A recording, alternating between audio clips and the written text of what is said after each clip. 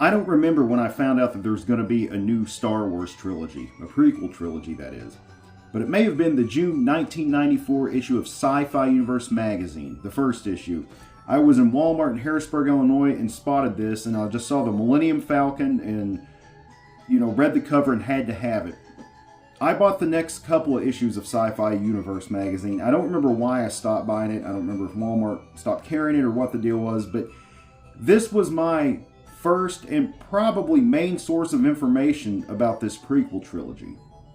Unfortunately, my original issues were stolen, but I managed to get my hands on several issues of this magazine, including issue 1, 2, 3, and a few others. I've taken some notes on what was in these magazines about the Star Wars prequel trilogy, and now we're going to go over them.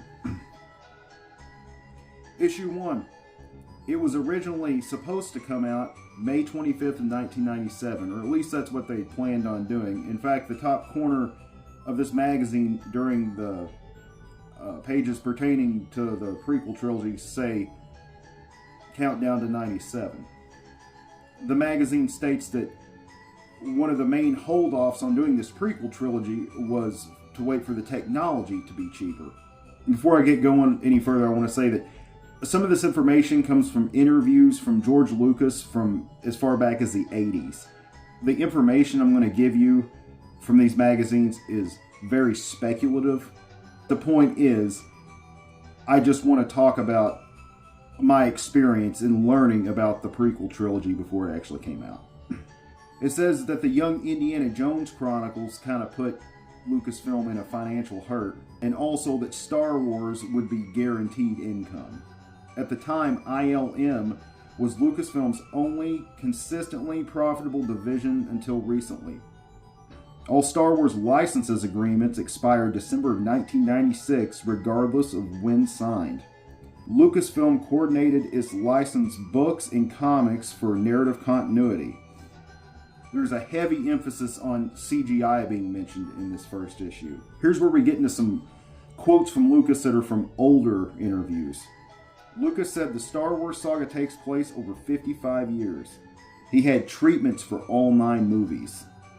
Lucas told publicist Alan Arnold during filming of Empire Strikes Back that the first trilogy is about young Obi-Wan and the early days of Luke's father when Luke was a little boy.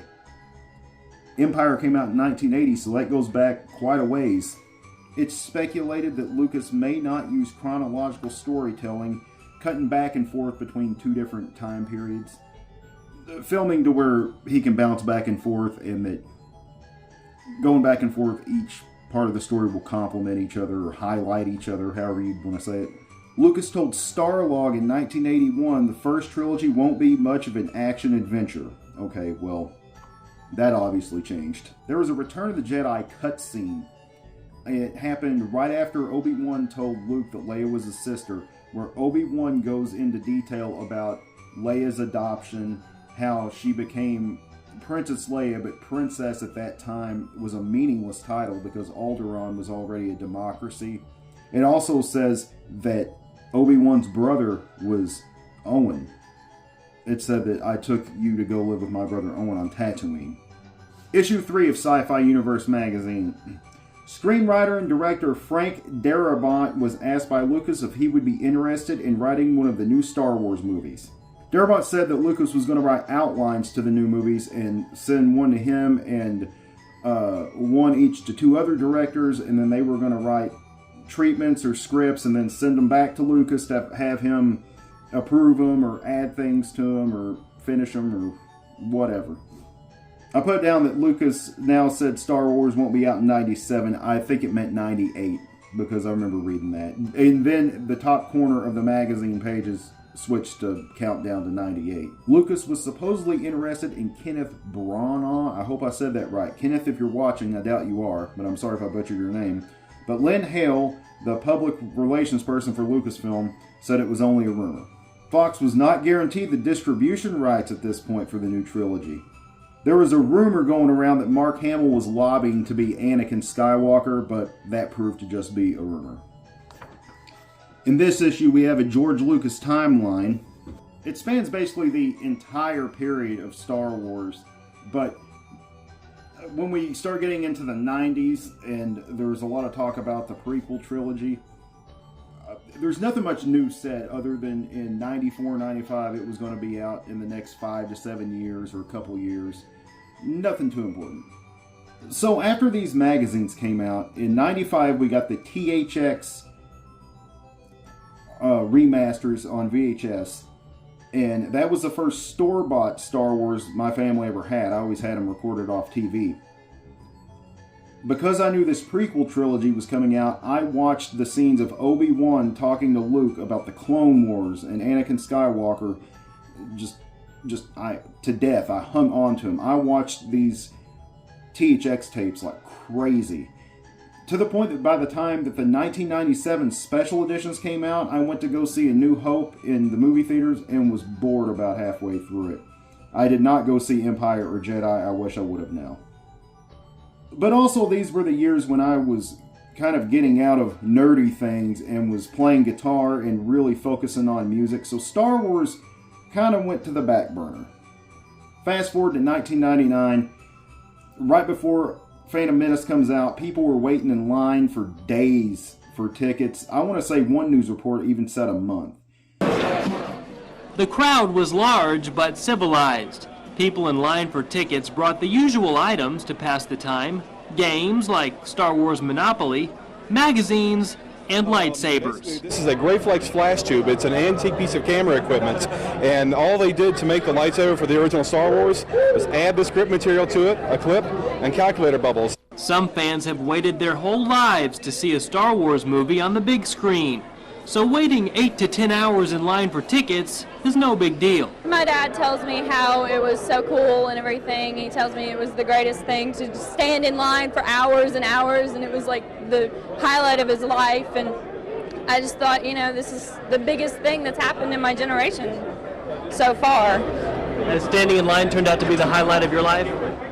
Not so far. I figure the culmination of that will probably be. There are some true characters in this line. Literally. Let's get up as basically an old judo gi and a t-shirt. I got the flashlight here for my lightsaber, and my grandmother made the cloak for me. So just kind of a patchwork. Cindy Caldwell and Kim Lane work for a pharmaceutical company, but they're not missing a minute of work. They've got their laptops and their boss's orders. We're getting tickets for customers. We can only get 12 tickets per person, so we have about 15 to 18 people in line. Explosion at local movie theaters. Film fans go to out-of-this-world lengths for the hottest ticket in town. Thousands of Star Wars fans met their goal today. They were the first to get a ticket to a galaxy far, far away. Can I get 12 tickets to the 12:01 showing? He's just a little bit excited. Yep, that's right. Excited fans snatched up advance tickets for the opening of the Star Wars prequel. The minute they went on sale today at 2 o'clock, hundreds of tickets were sold in just the first few minutes at this Northwest Austin theater. The first screening is still a week away on May 19th, but these fans want to make sure they don't miss a thing. Well, just so we can say that we did it. I want to see it before everybody else does. I don't want to have to listen to anybody else what they say. I want to say, you know, I did it. It's 4 stars. Most of these people grew up with it, and I think all of them have just been waiting for a chance to see more of the universe and hear more of George Lucas's story. Now listen to this. Many of the people in the front of the line camped out there for days, even a week, to get the first dibs on tickets. And I heard one guy took vacation time to wait in line for tickets. It's nobody we know, I don't think. Now, what you want to bet, these same folks are going to stand in line now to get into the theater to make sure they get a good seat. So there's probably much anticipated, much hyped new Star Wars movie is going to be out next week. What is that you're talking about? Oh, Star Wars. But tonight, a lucky few have tickets for the blockbuster in their hands. This afternoon, theaters started selling tickets. Star Wars fans, or some may call them fanatics, have waited 20 years for this. And for them, waiting in line is part of the experience. We've had a support staff of about 40 people so that we can take a break, go get a shower, go into work, get a couple hours in and just hanging out and having a good time. The waiting isn't over, though. Some are going to have to line up again to get into the theater in order to get a good seat at the first performance. It brings the moment Star Wars fans have spent weeks camping out for. KV24's Phil Scott joins us now from Camp Skywalker. How's it going out there? Well, hey, Walt and Judy, about 60 people here in the line right now. But you got to remember that each one of these folks is holding tickets for up to 11 other people. They started arriving here May 4th, and after 2 weeks of taking part in Camp Skywalker, some folks were wondering if the storms last night were some sort of message from the dark side. The heavens sort of opened up and told us to go home, but we stayed. We were here underneath the torrential 3.9 inches of rainfall last night. Some were in the cubby hole back there, some were underneath the tarp, and some, like Lee, were just out wandering through the rain. To its credit, the cinema here actually opened up its doors and let some of these folks go inside to get out of the rain, even let them see a movie, although, of course, it wasn't Phantom Menace. 906 folks are going to get inside and watch the movie here on 4 screens tonight. Of course, it's sold out. In fact, the next ticket, the next open seat, isn't available, Walt and Judy, until Thursday. It's okay. It's got a smell out there. I'll wait. Not going to touch that one. That'll do it for us. We'll see you tonight at 10. The Darth Vaders and the Luke Skywalkers were rattling their lightsabers today to snap up the hottest ticket in town. Advance tickets for the new Star Wars film went on sale this afternoon. CJOH's Anna Karina Tabunar has more on the hype and the hysteria. The dark forces are set to invade. An intergalactic battle is about to begin. The mere Earthlings are pumped up. It's the movie event of the decade. That's why we're here, all of us. When you watch Star Wars and when Luke Skywalker looks out into the sunset, you want to be in his place, you know? Mike Laverne, along with his girlfriend and their 2 little girls, camped out for 5 days just to be the first in line for Star Wars tickets. What I want my children to remember is that Mom and Dad aren't just big stiffs, you know, that they can have fun. These are the true Star Warriors. Oh, yes, I took my wife to the original on my honeymoon. 22 years later, he's back in line to buy tickets for his children. More than 600 Star Wars fans from across Ottawa converged in front of the Coliseum Theatre, and across town at the South Keys Theatre, 200 more, all getting ready for the real invasion next week. We're all painted up like this, so, you know, it was just something to pass the time and to get a little bit of practice for when I get dressed up on Wednesday when I come see the movie. The Phantom Menace only comes to theaters next Wednesday. To accommodate the die-hard fans, some theaters will run the film around the clock for its first day. So I want to see like 8 times the first day. It's going to be a zoo. For the next month, it's going to be a zoo. We're probably going to have sold-out shows all month. Many of these fans weren't even born when the original film was released in 1977. But they know all about Star Wars. I grew up with these movies and the re-releases and everything. It's just always been a big part of my life. You still have much to learn, my young man. Anticipation for the new movie has generated a huge hype over the merchandise. The hottest item, the promotional posters, which aren't even for sale.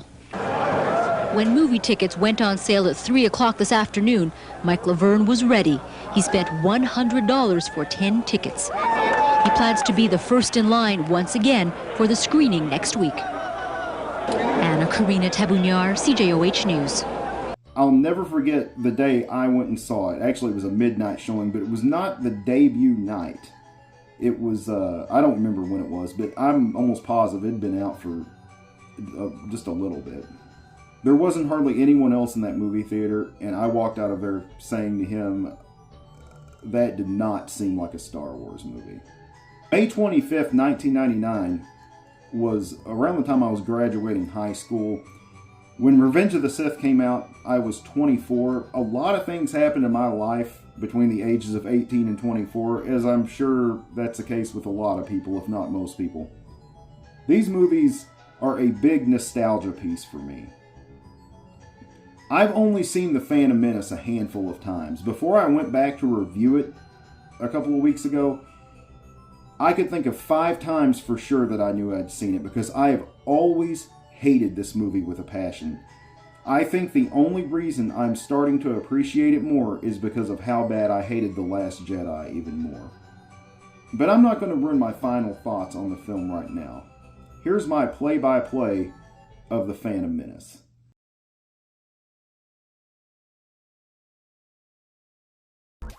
The gist of what is going on at the beginning of this movie is that the Trade Federation has cut off shipping whatever to the planet Naboo, and they're preparing this secret invasion.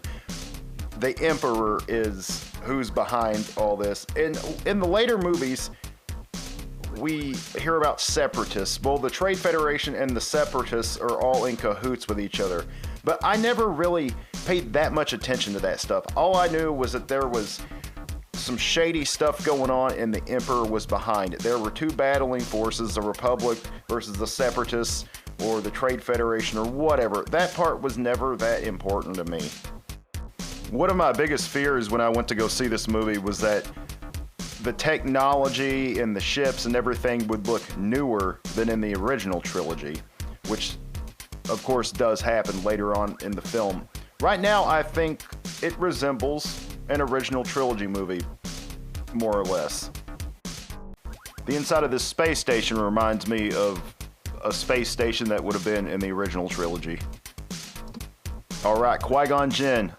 They really should have kept him through this entire prequel trilogy and not made him a throwaway character. If they were going to do that to anyone, they should have done it to Jar Jar Binks. I can't tell if these guys are fully animatronic or if some of their facial movements are CGI, but these guys look good. A lot better than the Pixar looking crap we get later in the movie. I remember thinking it was cool when I first saw this to see a younger Emperor. This explosion looks like something straight out of the original trilogy. It's awesome, and I've always thought the lightsabers in this movie looked kick-ass. The blades have sort of a haze to them that I think make them look unique. I hate the battle droids. I've always thought they look just stupid. Whoever designed, I just don't get it. They're not threatening at all. I know this movie had to have some kind of an enemy, but these mechanical Snoopies are not going to cut it for me. That is awesome how he cuts through this. Eventually, Obi-Wan and Qui-Gon make their way to Naboo, but until we see them on that planet, we have to sit through a bunch of boring stuff that makes me feel like I should be taking notes. I know this movie has to have a story to it, but I just think they could have done it a little bit better and a little bit more exciting. I feel like if I wanted to see stuff like this, I'd just watch the news in real life. The introduction of Jar Jar Binks, one of the worst moments in cinema history. R2-D2 and C-3PO were the perfect amount and style of comedic relief in the original trilogy.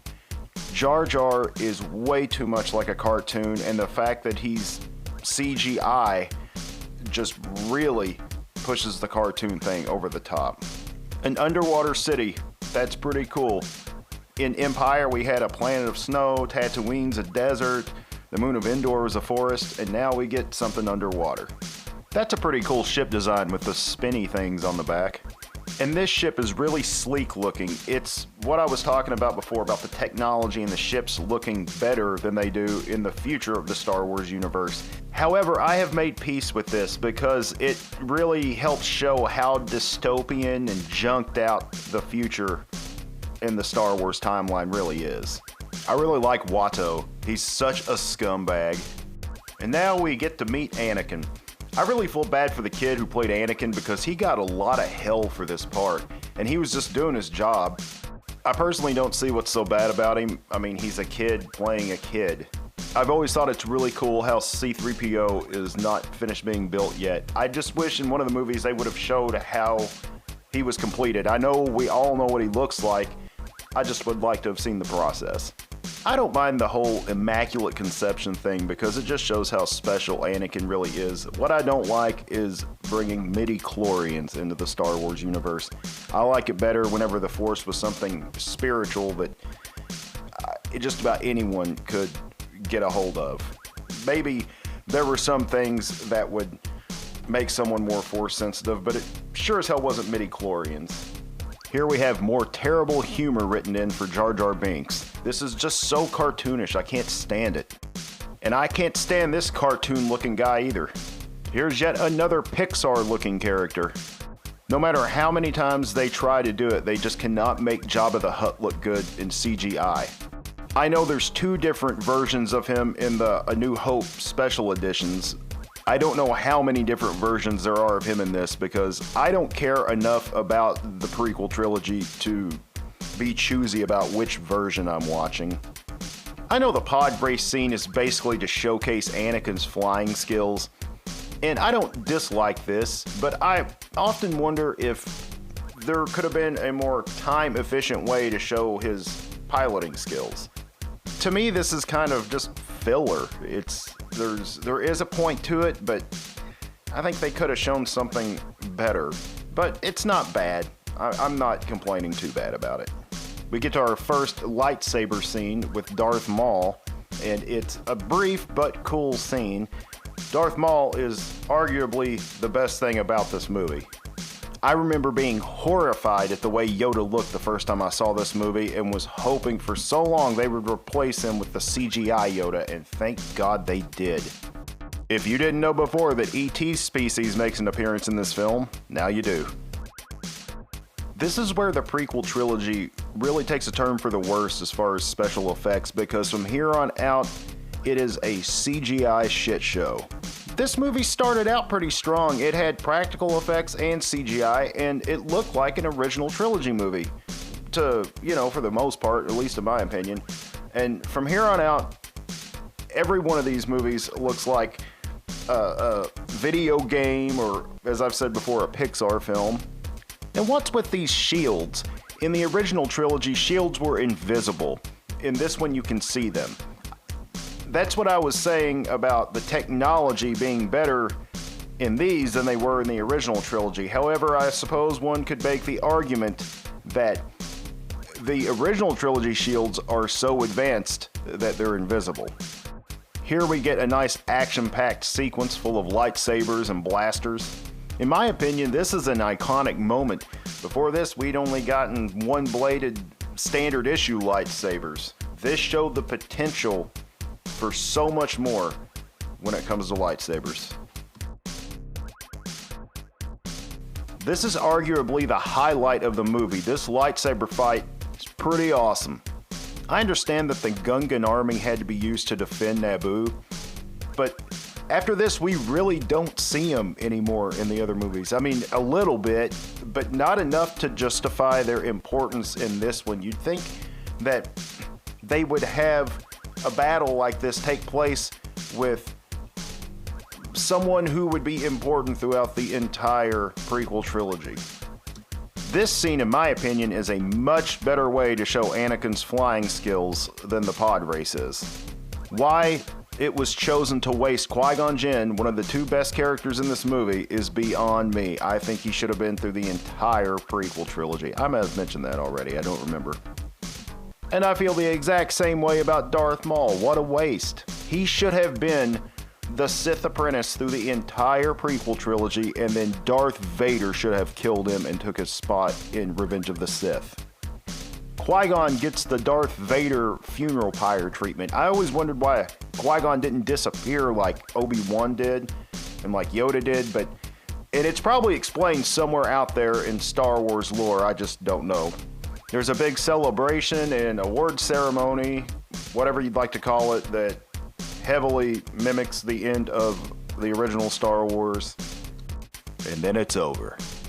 Sorry for the change in scenery, I just really wanted to get this done. I said most of what I wanted to earlier, but there's a couple of things I'd like to go over.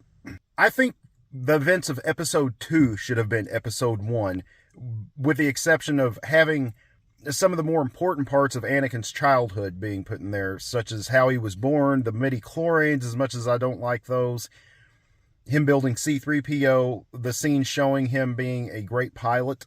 Anything that would establish what we knew about him from the original trilogy, which was very little. I wouldn't have minded a 3 or 4 hour movie if Episode 1 was that long, if it would have showed all of Episode 2 and what I just said about him as a kid. I think out of the prequel trilogy, Episode 2 is the best made one. I think it's the best paced.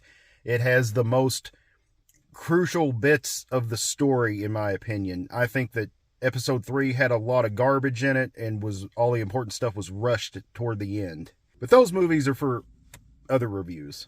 But I'll get to reviewing those some other time. I've always thought that Darth Maul should have been through the entire prequel trilogy and Darth Vader kill him off in Episode 3. The reason for that is Darth Maul was an awesome character, And he was clearly a powerful Sith Lord. He was an awesome fighter. I mean, I know he got axed at the end of this one, but still, he was skilled. And that would have just shown how powerful Darth Vader was to take out someone that was that great of a Sith. And as I stated earlier, I really think they should have kept Qui-Gon Jinn through the whole thing, because he was a great character. I suppose one could argue, though, that maybe he would have overshadowed Obi-Wan Kenobi. I've always hated this movie with a passion, but after seeing it again, I finally came to peace with it. And I don't hate it as bad as I used to. Part of that may be because I hate The Last Jedi even more. I don't know. So Episode 1, The Phantom Menace, I forgive you. Next month, this movie will have been out 25 years. That's so hard to believe. And it took me this long to finally appreciate it to the extent I do. Going back and seeing it, it kind of feels more like the original trilogy to me now than it used to. I mean, not totally, but somewhat. I'm sure you noticed that I skipped through a lot of the movie whenever I was doing kind of my play-by-play thing, and that's because a lot of the stuff just is not that important to me. I know it's part of the story, but it's stuff that I can do without. You know, there's the Trade Federation and this, the Separatists and the other one, all that. I just see it as, and they're in cahoots together. I just see it as one big bad entity that eventually becomes the Empire that Palpatine is controlling from behind the curtain, so to speak. I don't really think I have anything else to say about Episode 1. I hope you've enjoyed the review. I was planning on doing the entire prequel trilogy in one video. Time has not allowed. However, I do plan on reviewing the others and hope to get to them very soon. Thanks for watching, and I'll see you next time.